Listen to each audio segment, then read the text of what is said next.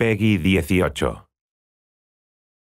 How's it going? I'm Sam Strackman, narrative designer at Ubisoft Paris, the studio behind Ghost Recon Wildlands. As you know, our goal is to create a realistic and modern shooter in a massive open world. Recently, we've been sharing the vision of our game with a couple of our friends, the guys over at Red Storm Entertainment, creators of the very first Ghost Recon games, as well as a special guest. We're very excited to give you a first glimpse into that creative process. I hope you enjoy.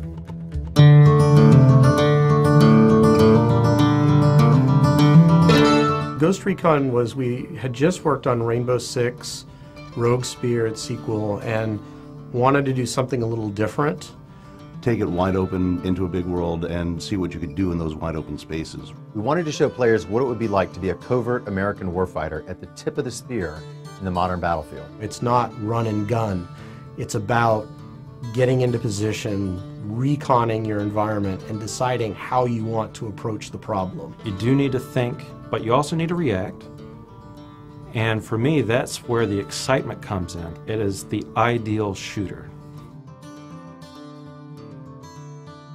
One of the philosophies with authenticity in the Tom Clancy games is to learn what's real and then extrapolate from that to make the best game experience possible. We want gear and equipment to be correct. We want tactics to be correct. We want enemy reactions to be reasonable. We want the environments to look real. We have access to so many experts, people who are in the field, and they're here to tell us their stories. So we've always had a really broad range of people that we could draw upon. The list is long, because again, because we are authentic, we are appreciated by a lot in the military that do this, and so they like to help to make sure we continue to get it right. Over the past several years at Ubisoft Paris, we've done a tremendous amount of research to create a coherent and authentic world. Our starting point was the Tom Clancy universe, but we also worked with a number of experts on drug cartels, like drug enforcement officers, who introduced us to some real-life smugglers. We did training exercises with guys in special operations and special forces. We spent time exploring Bolivia. We even went to the CIA headquarters and got advice from officers who were working in South America.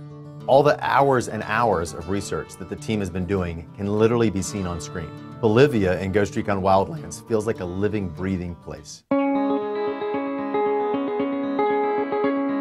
At Ubisoft Paris, our goal is to maintain the authenticity of the universe while bringing new elements to Ghost Recon. A living, breathing, open world. Vehicles for land, air, and water. 4-player co-op with a hot join feature. A non-linear progression so that every player is creating their own unique experience. It's very true to the core principles of Ghost Recon.